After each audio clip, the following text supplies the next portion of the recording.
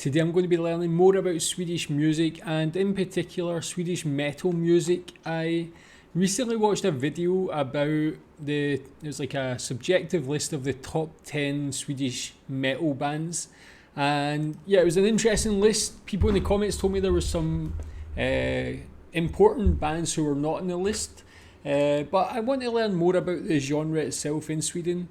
And this is called Why is Swedish Metal So Melodic? And that's one thing I noticed, that a couple of the songs were quite melodic and a little bit different from what people might expect from normal metal music.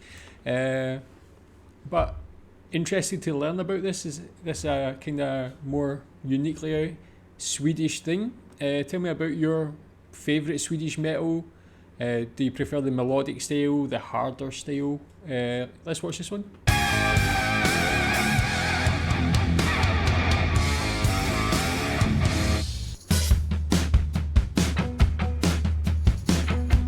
Whether it's death metal, black metal, power metal, or doom, Swedish metal is bursting with melody. Now, melodic forms of all types of metal are found all over the globe, but no other geographical scene is so deeply defined by it than in Sweden's strongholds of Gothenburg and Stockholm.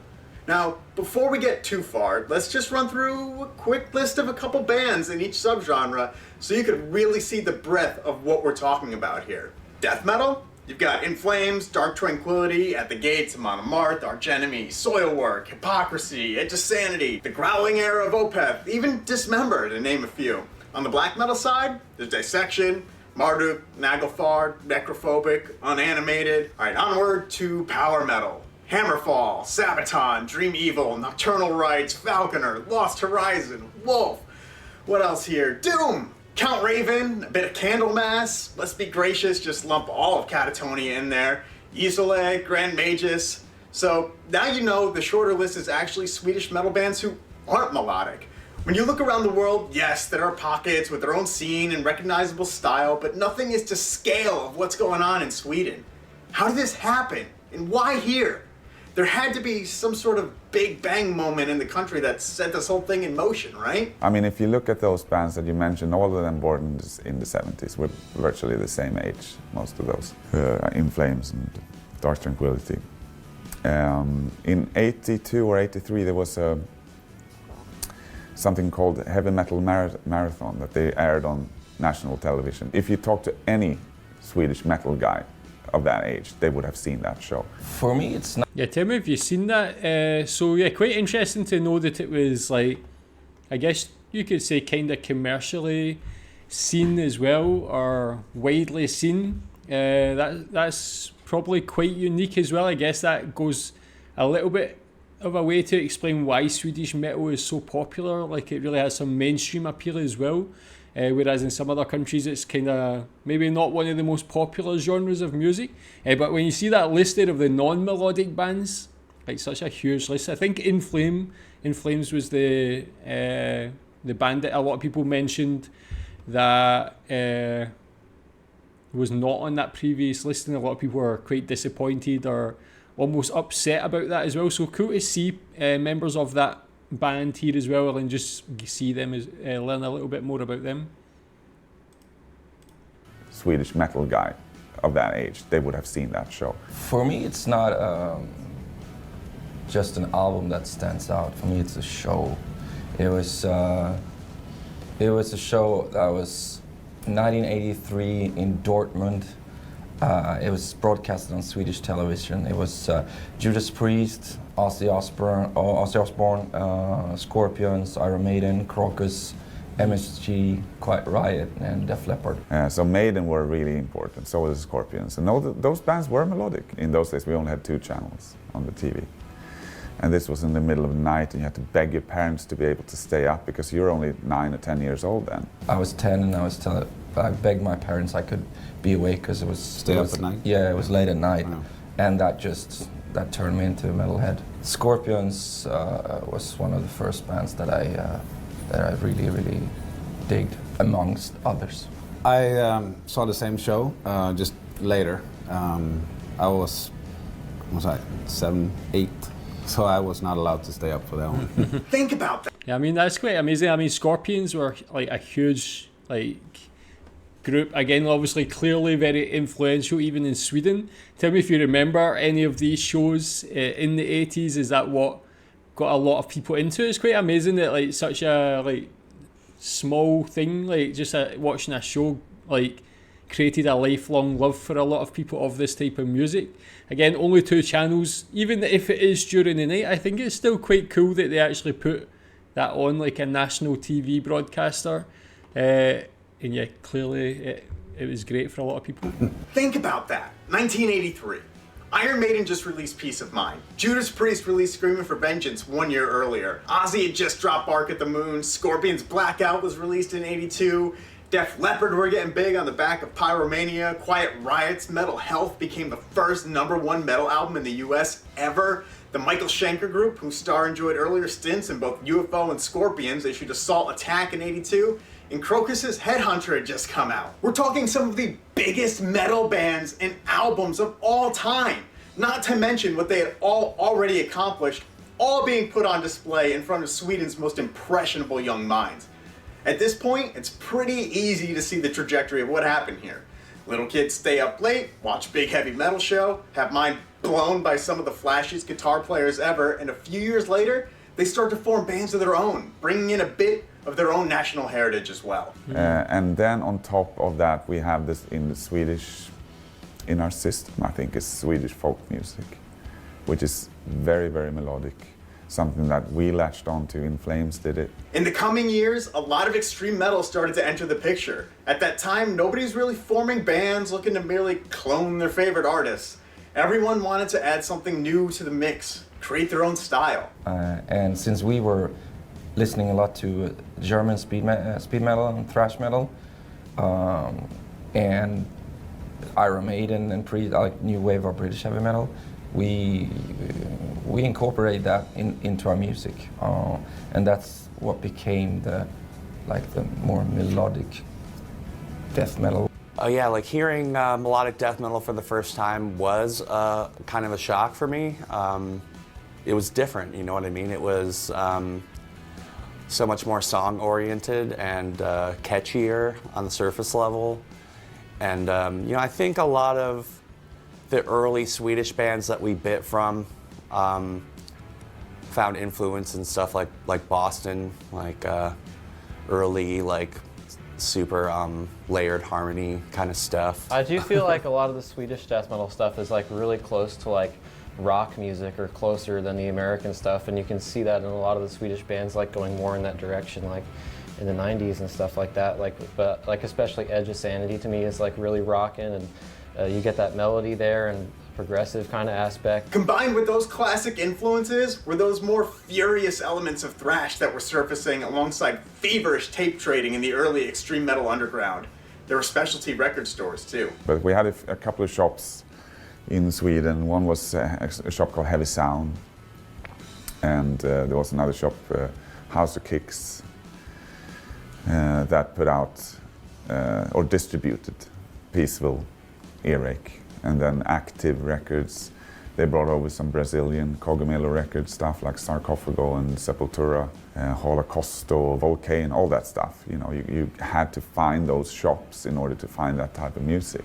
And then you saw that, wow, this types of music did exist a couple of years earlier in countries that you didn't know had a metal scene at all. That's interesting as well, yeah, like how these things just kind of organically grow in different places, and this is obviously before like the accessibility to music like Spotify, YouTube and all that, and then like how easy you can just learn about different music and different styles from different countries. And it really like shows you the importance of record stores back in these times for like not just selling records but like really introducing like music to a lot of people, and also like being able to sort of like create this sound as well, like people getting access to these different songs, and then being able to take like parts of it or influence from different things. Quite sad that these like record stores don't really exist anymore. I mean, it's the same for a lot of genres at that time, like a lot of dance music in the 90s, early 90s, rap music and that. I mean, these record stores were so important in like places, not just to sell the records, but for people to like share ideas, talk about their love of music and all that sort of thing. Quite a sad thing that it's not around anymore Had a as music much. metal scene at all. I was more a fan of death metal, so I noticed that death metal was happening around the world. Because to me, when I started listening, it was just heavy metal. But then I wanted something heavier and heavier and heavier, and that led into the speed metal, the thrash metal. Then I heard Scream Bloody Gore by Death, and I was like, what is this? Just like, it was something unique and a voice from a different world. But and that just opened up a whole new genre, and I absorbed everything. And we had a really cool record store in Gothenburg called Dolores, and they imported a lot of these albums. And I was in school in Gothenburg. I went there all the time just to pick up, you know, whatever was new that week. And the guy who owned the store was awesome, just showing us stuff. So being a fan of these bands, me and my friends back then, we want to be part of a scene. And a lot of things were happening in Stockholm as well, and death metal scene that was coming forward. Bands were influenced by poorly recorded demos that helped intensify this ugly new sound that was cropping up. Suddenly, it seemed like there was hope, that there was more to this than just jamming in the basement with a few friends. To have a record deal that's not going to happen, you know. But then with, say, Napalm Death, the Scum album, when that hit, was like, okay, what's happening here? You had the blast beats and all that stuff. And then along comes some of the Swedish bands, but the scene was so small. But it was really cool to see the bands like Entombed and Dismember and Tiamat and Unleashed and these bands, because Entombed got a record deal with Eric Records. Dismember went to Nuclear Blast. Tiamat went to Century Media, and At the Gates got a deal with Peaceful, and you saw that, oh, it's possible. Actually, our bands get recognition from outside of our little sphere, you know, like outside of Gothenburg, outside of Stockholm.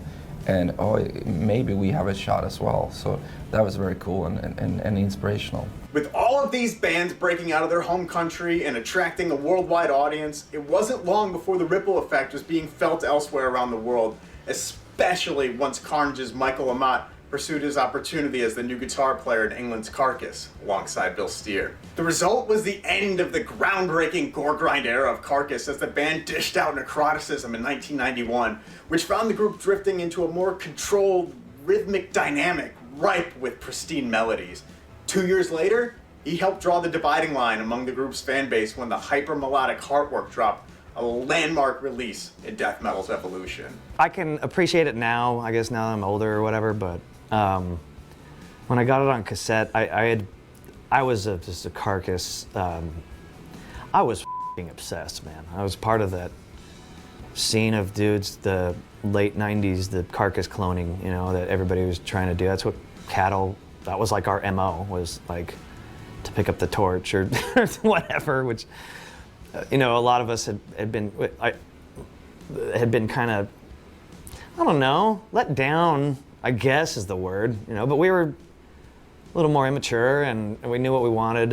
We wanted the next heaviest, gnarliest thing, and you go from Reek of Putrefaction to Symphonies of Sickness, which is the greatest extreme metal album of all time. Just nothing comes close. There's a lot of imitators. It was just disgusting. It was very frightening. Well, back to Heartwork, I got it on import, I think like, I remember it was a good couple months before it came out in the States. So I got it on this import cassette, and then I heard it and I was just like, oh shit, they did the Black Album thing, they did the Metallica thing, damn it. But unlike the Black Album, which my friends all sat and tried to convince themselves for a good week or two that it was a good album, unsuccessfully, Heartwork was just, the musicianship was just too amazing, you know. So at the time, it wasn't what I wanted to hear, because I was a immature, hyper kid, or, you know, dude, you know. And but in hindsight, it's a phenomenal record. Even without transplanting a Swedish-born musician into a highly influential band, the country's metal scene served as the nexus for another scene on the other side of the world, metalcore. Out of all the melodic death metal albums that wielded influence over metalcore's development in the late 90s and early 2000s, one record stands out the most. At the Gates, Slaughter of the Soul, when that dropped, it was just just the sheer energy of the whole record was the thing I noticed at first. It was like everything's just like, Yeah, that. Jesus. Yeah, and his voice, too, because it was like Carcass and him were the only bands really that kind of had that high, sort of like crunchy sounding vocal, where death metal in general was very low and growly, which I liked, but Stu, when that record came out, it blew me away. And then like the lyrics, dude, 22 years of pain, I could feel it closing in. What is that, Dead But Dreaming? Like, just, the lyrics were so heavy and so good, and man, and then like the acoustic interlude stuff and the melody, yeah, so good. To this day, you put that record on, I will destroy things. What are you gonna break? Whatever, put it in front of me, I'll break it. My heart? Yes! Oh. Break your heart. Oh. Let's write a song about it. Oh. No, I think it changed music. I mean, and still, you can't hold a candle to that record. Bands have tried. No, you can't. I can hold it to You're it. such a dumbass. Don't light it on fire, though. It's a 5-star record, untouchable. It's still, I'm not cool enough. That's what it made me feel like. You know what, Jesse? It still makes me feel that way. In case I ever forget that, though, I can count on all of you watching to remind me, I'm sure. Really cool, man. That's like a great insight into like genre of music I don't know too much about, and yeah, when you break it down specifically to Swedish metal music, yeah, I don't really know anything, but that's like a great insight into it. Tell me what you think about it. Yeah, like what was it that got you into metal music in Sweden? Was it like a show? Was it like as in a TV show, or was it like an actual live performance you seen or something like that? But yeah, awesome. Maybe I'll try and learn a little bit more. So if there's any good videos, please recommend them too. Thanks.